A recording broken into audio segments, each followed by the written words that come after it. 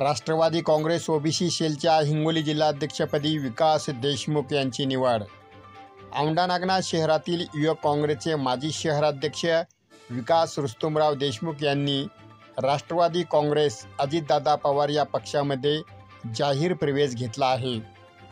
राष्ट्रवादी काँग्रेस पार्टीचे प्रदेशाध्यक्ष खासदार सुनील तटकरे यांच्या मान्यतेने राष्ट्रवादी काँग्रेस ओबीसी सेलच्या हिंगोली जिल्हाध्यक्षपदी विकास रुस्तुमराव देशमुख यांची नियुक्ती करण्यात आली असून विकास देशमुख यांना Rashtravadi Congress party OBC cell प्रदेशाध्यक्ष कल्याण आखाडे यांच्या हस्ते नियुक्तीपत्र देण्यात आले आहे।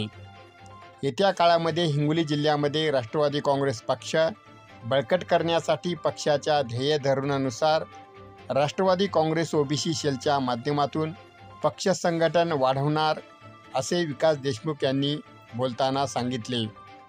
विकास देशमुख यांची राष्ट्रवादी काँग्रेस ओबीसी सेलच्या हिंगोली जिल्हाध्यक्षपदी नियुक्ती झाल्याने त्यांच्यावर अभिनंदनाचा वर्षाव होत असून पुढील वाटचालीसाठी कार्यकर्त्याकडून शुभेच्छा दिल्या देखील जात आहेत।